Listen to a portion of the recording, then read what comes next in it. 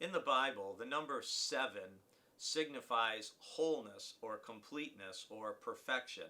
And you may have noticed, if you're reading your way through Revelation, and if you're not, I'm telling you, that the number 7 comes up frequently. There's 7 angels doing this. There's 7 seals to be opened. There's 7 trumpets that get played. And today in chapters 14 through 16, we hear about 7 angels with 7 plagues. But before we get there, we get this interlude in chapter 14, which includes 3 visions which are intended to assure the church and the faithful in the midst of trials and persecutions. And our verses for the day are chapter 14, verses 12 and 13. And it says, "Here is a call for the endurance of the saints, those who keep the commandments of God and hold fast to the faith of Jesus. And I heard a voice from heaven saying, 'Write this, blessed are the dead who from now on die in the Lord. Yes,' says the Spirit, 'they will rest from their labors, for their deeds follow them.'"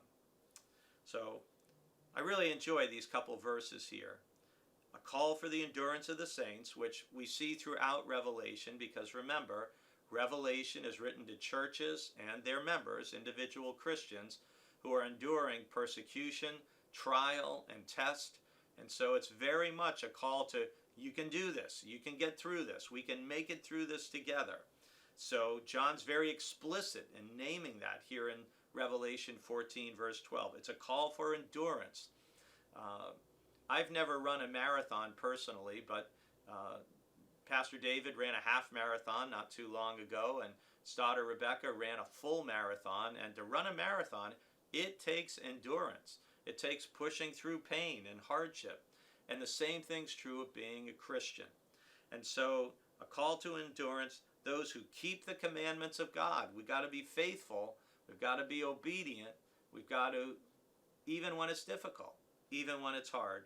And we need to hold fast to the faith of Jesus, or to faith in Jesus. That Greek phrase can be translated either way. It could be hold fast to their faith in Jesus or their faith of Jesus. And again, what is the faith of Jesus? "I came not to be served, but to serve. Love one another. By this everyone will know you're my disciples, if you have love for one another," right? Who is my neighbor? Anyone. Anyone who's in need, right? Who proved to be a neighbor to the man? The one who showed mercy. These are all examples of the faith of Jesus that we are to hold fast to.